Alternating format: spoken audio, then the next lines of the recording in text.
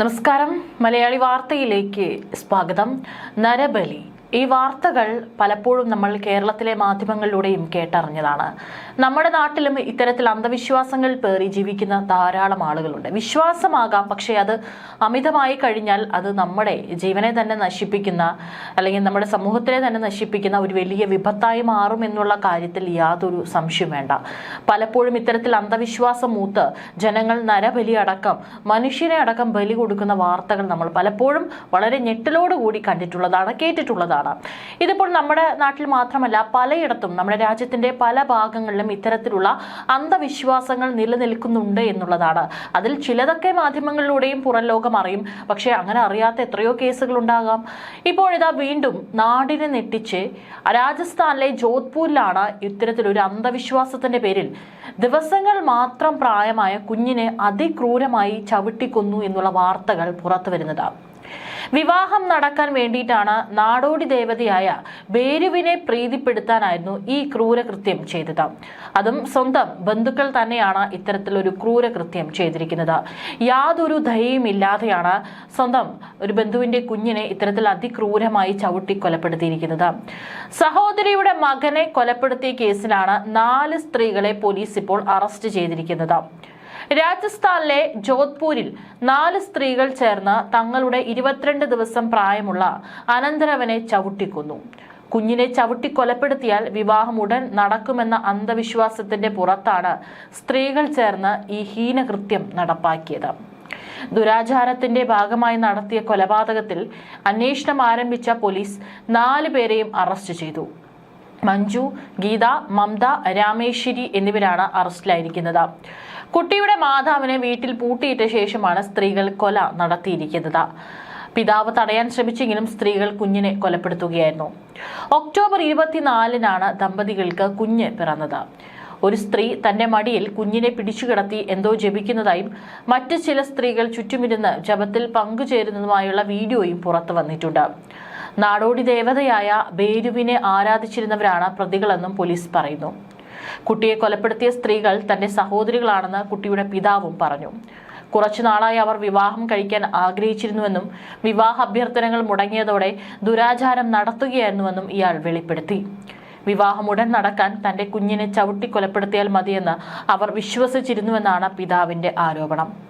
അന്ധവിശ്വാസത്തിന്റെ പേരിൽ സ്വന്തം കുടുംബാംഗങ്ങൾ നടത്തിയ ഈ ക്രൂരതയിൽ ജോധ്പൂർ നഗരം വിറങ്ങലിച്ചു നിൽക്കുകയാണ്. ഏതായാലും ഈ സ്ത്രീകൾ ഇപ്പോൾ അറസ്റ്റിലായിട്ടുണ്ട്. ഇനിയും കൂടുതൽ ആളുകൾ ഇതിൽ പങ്കുണ്ടോ? ആരാണ് ഈ സ്ത്രീകളെ ഇത്തരത്തിൽ ഇതിന് പ്രേരിപ്പിച്ചിരിക്കുന്നത്? മറ്റാരുടെയെങ്കിലും ഉപദേശം ഇവർക്ക് ലഭിച്ചിട്ടുണ്ടോ? തുടങ്ങിയ കാര്യങ്ങളെല്ലാം തന്നെ വ്യക്തത വരേണ്ടതുണ്ട്. പോലീസ് കേസെടുത്ത് അന്വേഷണം ആരംഭിച്ചിരിക്കുകയാണ്. കഴിഞ്ഞ ദിവസമാണ് അന്ധവിശ്വാസം തടയാനുള്ള നിയമത്തിന്റെ കരട് ബിൽ തയ്യാറാക്കാൻ വിദഗ്ധ സമിതിയെ നിയോഗിച്ചതായി സർക്കാർ ഹൈക്കോടതിയിൽ അറിയിച്ചത്. മുൻ നിയമ സെക്രട്ടറിയായിരുന്ന ശശീന്ദ്രൻ നായർ, മുൻ DGP ജേക്കബ് പുന്നു, സംസ്ഥാന Waqf board chairman MK Zakir എന്നിവരടങ്ങുന്ന സമിതിയെ നിയമിച്ച് നവംബർ 12-ന് ഉത്തരവായതായി ചീഫ് സെക്രട്ടറി A ജയതിലക് സത്യവാങ്മൂലത്തിൽ വ്യക്തമാക്കിയിരുന്നു. എല്ലാ വശവും പരിശോധിച്ച് റിപ്പോർട്ട് സമർപ്പിക്കാൻ നിർദ്ദേശിക്കുകയും ചെയ്തിരുന്നു.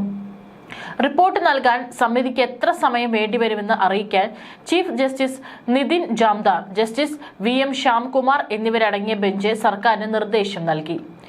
ഇതര സംസ്ഥാനങ്ങളിലെ നിയമവും നിയമപരിഷ്കരണ സമിതി ശുപാർശയും വിവിധ നിയമവ്യവസ്ഥകളും പരിഗണിച്ച് കേരളത്തിന് അനുയോജ്യമായ നിയമം കൊണ്ടുവരാൻ കമ്മിറ്റിയെ വെക്കണമെന്ന് അഡ്വക്കേറ്റ് ജനറൽ സർക്കാരിന് നിയമോപദേശം നൽകിയിരുന്നു.